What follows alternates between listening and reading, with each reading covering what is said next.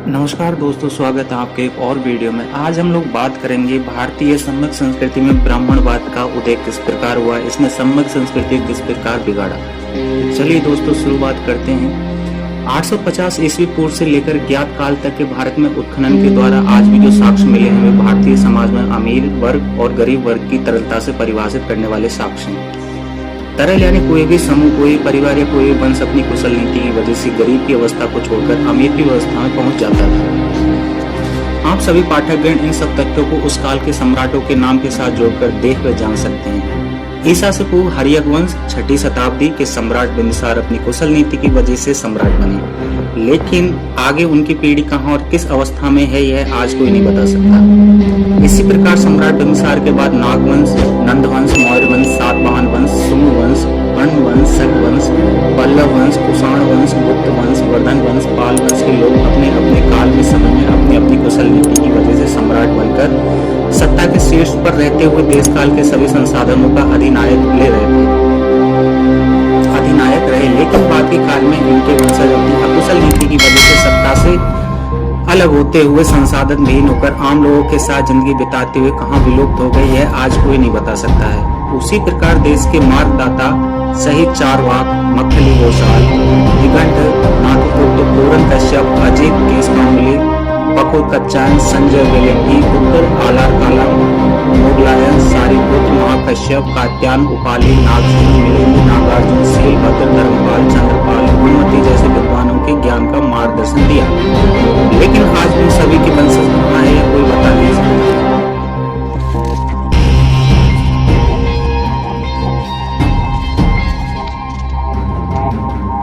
इसी परिवर्तन का सारा श्रेय उस समय के धूर्त, भ्रमवाजिक, धोखेबाज जैसे लोगों का था। उन सभी ने मिलकर पूर्व का जो गुणवाचक शब्द विद्वानों हेतु प्रयोग होता था उस शब्द को अपनी जाति के नामकरण हेतु उपयोग किया। यानी उस समय के सभी धूर्त, ठग, भ्रमवंशियों ने उस गुणवाचक शब्द बमन, बावन को संस्कृत भाषा संस्कृत से ब्राह्मण करते हुए अपनी जाति नाम पर कर लिया था।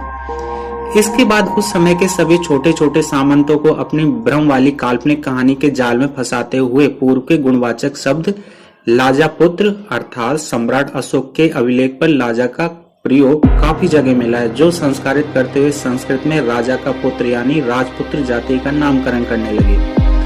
इसका सबसे बड़ा प्रमाण भारत के राजपूत जाति की उत्पत्ति से, जो उस समय से लेकर अभी तक वर्णागत स्थिति में क्षत्रिय वर्ण का नेतृत्व करती आ रही है। ब्रह्मवाद के उदय के बाद श्रमशील तकनीकी जातियों के कबीला प्रमुख जो अब सावंत बन गए थे या ऊपर के ब्रह्मभाट स्वयंभू ब्राह्मण बनने वालों ने इन्हीं अब राजा का पुत्र यानी राजपूत बनाते हुए वैसे सामंती रजवाड़ों से ठगकर मुफ्त में मिष्ठान भोजन प्राप्त करने लगे थे। ये दोनों सामंतवाद के कट्टर पोषक थे। इसके बाद कछवाहों का राजा कछवाहा राजपूत बना, लेकिन कछवाहों की जाति आज भी सैनी, मौर्य, कुशवाहा के नाम से पहचानी जाती है। आदिवासी समूह का राजा प्रताप धवल था जो स्वयं आदिवासी था, लेकिन राजा होने के नाते उसको भी भ्रमशील भाटों ने चने के झाड़ पर चढ़ाते हुए राजपूत बना दिया।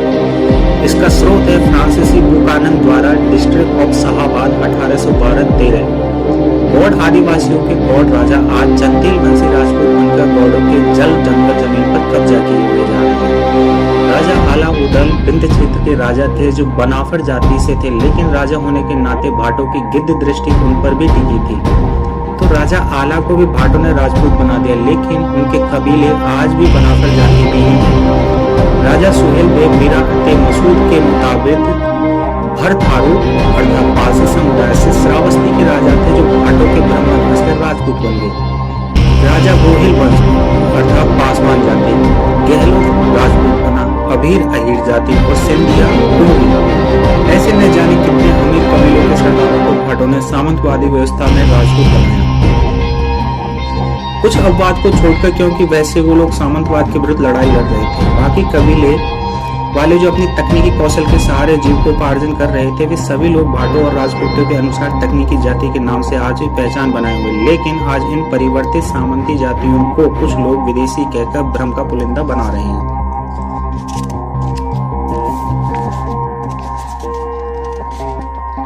अभी तक भारत की सभी शैक्षणिक पुस्तकों एनसीईआरटी द्वारा इस बात की पुख्ता जानकारी से अवगत कराया जाता है कि भारत में मुगल से ब्राह्मणी ग्रंथों और ब्राह्मणी अनुयायियों से नफरत करते हुए उन सभी का जबरदस्त आर्थिक और मानसिक दोहन करता था।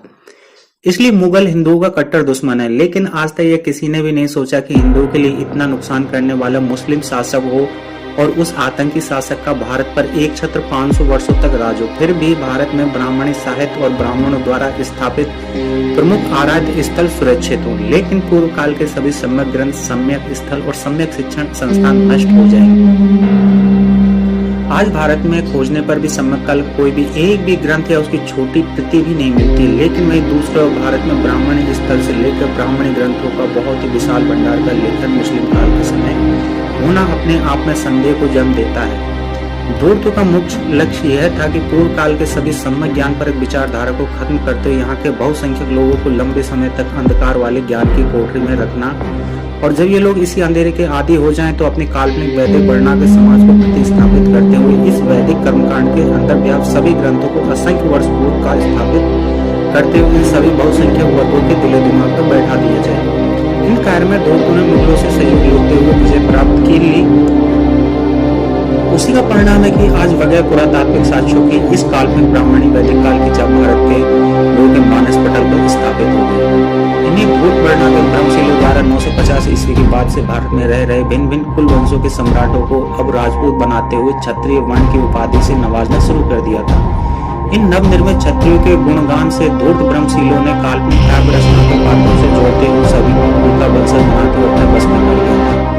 इसके पहले भारत में राजपूत जाति कोई भी साक्ष्य नहीं मिलता। इसके बाद से समस्त भारत के अंदर एक दूसरे संदेश भी प्रचारित होने लगा कि गैर क्षत्रिय जाति से कितना भी कुशल नीति निर्धारण करता बन जाए, लेकिन वह शासक नहीं बन सकता। वह गैर क्षत्रिय जाति वर्ण में ही रहेगा और क्षत्रिय वर्ण का शासक अपनी कुशल नीति की वजह से सत्याच्युत होते हुए किसी का गुलाम, अर्दली, सेनापति या कुछ भी बन जाए, फिर वे पीढ़ी दर पीढ़ी राजपूत क्षत्रिय ही कहलाए।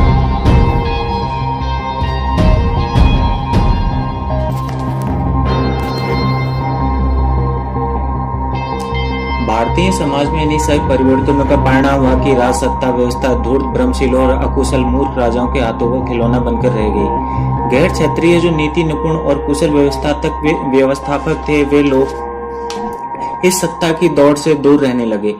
अंततः बहुसंख्यक वर्गों के दिलो दिमाग पर वर्णागत बात बैठती चली गई कि भारतीय सत्ता व्यवस्था में कोई कितना ही बलशाली और कुशल नेतृत्वकर्ता के साथ साथ कुशल नीति निर्धारक बन जाए, फिर भी वह शासक नहीं बन सकता।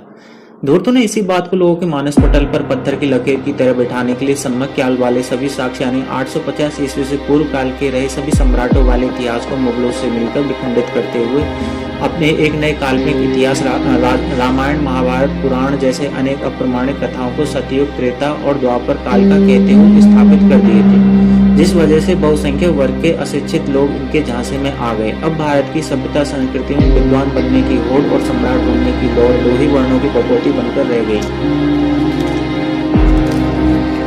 बहुसंख्यक वर्ग के अंदर की योग्यता कुंद होते हुए इससे दूर होते हुए अंततः विलुप्ति हो गई। अब भारतीय सत्ता व्यवस्था का दारोमदार दो वर्णों पर केंद्रित होकर रह गया। बाकी के वर्णागत समाज के दिलो दिमाग पर यह बात बैठा दी गई कि आप लोग कभी विद्वान या सम्राट नहीं बन सकते। भारतीय सभ्यता ब्राह्मणी संस्कृति द्वारा निर्मित ईश्वरीय भाग्यभूत और अलौकिक भगवान की दया पर निर्भर हो गई थी। इस नए भाग्यभूत और अलौकिक शक्ति वाले भगवान के सारे भक्तों ने बहुसंख्यक लोगों को पूर्व जन्म में किए गए कर्मों का प्रायश्चित हेतु इस जन्म में उच्च वर्णों की सेवा करते हुए द्वारा मुक्ति पाने का दिशा निर्देश देना शुरू कर दिया। इस तरह भोले भाले बहुसंख्यक लोग निश्चल भाव से बुद्धिजीवियों को अपना हमदर्द और मार्गदर्शक समझते हुए उनके द्वारा बताए मार्गों पर चलने लगे थे। भारतीय सत्ता पूर्ण तौर पर धूर्त वर्ण और लूट वर्ण के अधीन समाहित हो गई थी, लेकिन इन दोनों की अकुशल नीति की वजह से कुछ ही वर्षों में इन सभी के बीच नकारात्मक सोच का निर्माण होने लगा था, जिसके परिणाम फलस्वरूप ये लोग बाहरी शक्तियों से बदल लेते हुए एक दूसरे से अपनी पुरानी पैर को पूरा करने लगे। इसी पर एक बहुत ही प्रचलित कहावत मशहूर है कि यम का डर नहीं होता है, बल्कि उस यम को आदत लगने का डर सबसे ज्यादा होता है। आखिर हुआ भी ऐसा ही। भारत में इन दोनों वर्णों की अकुशल सोच की वजह से बाहरी तत्वों का आना जाना, यहाँ पर एक दूसरे के विरोधी कर्मकांड स्थल या सत्ता शासन क्षेत्र से लूट कर धन ले जाने का सिलसिला बराबर होने लगा। इसी पर एक दूसरी कहावत सटीक बैठती है कि कुत्तों को एक बार खून का स्वाद लग जाने पर वह बहुत ही खतरनाक हो जाता है और आगे उसे वह बार बार प्राप्त करना चाहता है। भारत के साथ धूर्त वर्ण और लूट वर्ण के कार्यकाल में भी ऐसा ही हुआ। बाहरी शक्तियों को इसके बाद कुछ ऐसा ही महसूस होने लगा कि इन धूर्त, अर्दली और डरपोक शासकों के इशारे पर जब हम कुछ दिनों के लिए भारत आते हैं तो यहाँ से अथाह स्वर्ण मुद्राएं सहित हीर जवाहरात प्राप्त होते हैं। अगर यहीं पर आकर अपने शासन सत्ता को स्थापित कर लिया जाए तो कितना धन वैभव प्राप्त होगा। भारतीय सत्ता अब इन धूर्त, अर्दली और डरपोक क्षत्रियों से निकलकर धीरे धीरे विदेशी मुस्लिम आक्रमणकारियों के हाथों में स्थानांतरित होने लगी, जो मात्र कुछ 500 वर्ष के अंतराल में कुछ डरपोक क्षत्रियों ने अपनी कायरता से तो कुछ क्षत्रियों मूर्खता से विदेशी तुर्क मुगलों के हाथों में पूर्ण रूप में अपनी सत्ता सौंप दी थी। इन सभी बातों को अपने साक्ष्यों के साथ बुद्धिजीवियों की षड्यंत्र पुस्तक में और अपनी स्वयं की अनुभूति से देख जांच परख सकते हैं। मिलते हैं एक और वीडियो में, तब तक के लिए